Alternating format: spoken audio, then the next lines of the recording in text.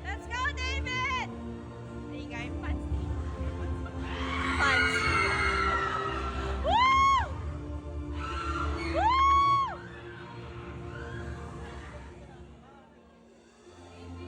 Woo!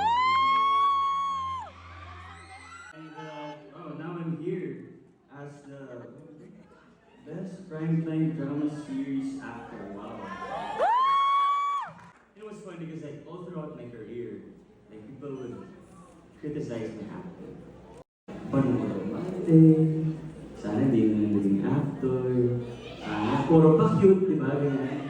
At least cute.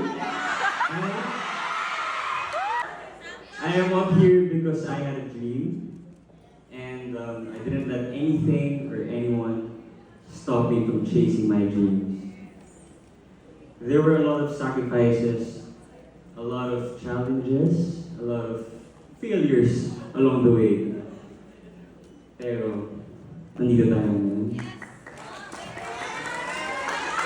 Diba? So, yun lang, just have to keep on going, keep on working hard.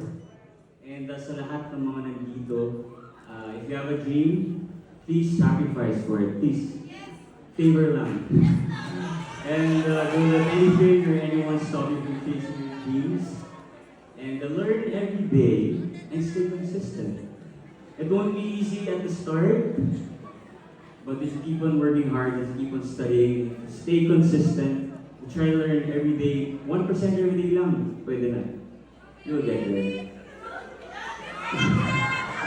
Thank you so much again to Platinum Star National Media Awards for recognizing my cuteness, for my hard work.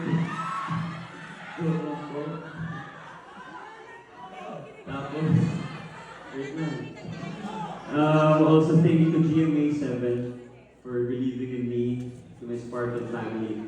Miss Annette, Miss Joy Marcelo, Miss John Navarro, to my handler Sab. Thank you so much. And to my co-manager Arnold De Garcia. Who else? Of course, the whole production team of Pulang Araw. Kila Miss Edwin, kila Miss Shigin, salamat sa pag-aantay sa akin kapag ako late. Sorry, pero ngayon okay naman ang kahit paano, di ba? So, yun, and of course, to my director, Dominic Zapata, Direk, I super appreciate you. You know, like for me, si Direk, I think he is the epitome of a good leader. You know why? Because I feel like he leads everybody in a different way. The way I need it, probably the way Alden needs it. So super appreciate you, Direk. Kasi ako yung type na I need validation if I'm good. And in every scene, he would show me na David did a good job. You know, and super appreciate you, Direk.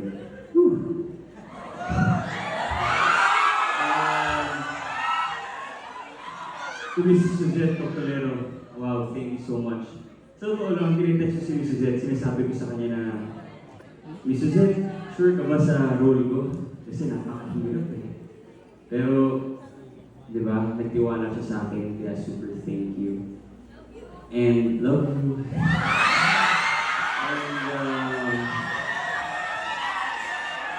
yun lang siguro na sa hindi ko ba makalimutan. Oh yeah. O nga pala, sabihin natin last but not the least, thank you to Barbie for really, she inspired me to become a better actor. That's true. And, sino ba? Sa lahat ng kasama ko sa Pulang Araw, Eddie Quizon, Rochelle, Alden, of course, and Sanya Lopez. Kinabahan ako ng first scene natin dahil feeling ko, baka hindi ko kayanin. But ano nga eh. Well, you inspired me guys to become better, really. And of course, my acting coaches from the very beginning. Miss Andrew Legas, thank you so much. Coach Norbs Portales, and yung sa bulang araw naman si Ruth, Coach Ruth. What's your last name again? Alvarez. Ha? Alvarez. Sorry. Ruth Alvarez. Thank you so much. Again, thank you so much. Thank you for listening. I'm sorry if I took time. And good night. Thank you, really.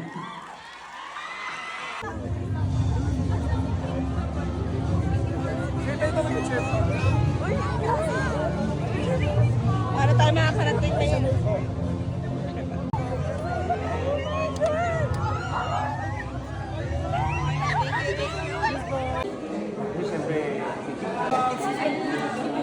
Uy!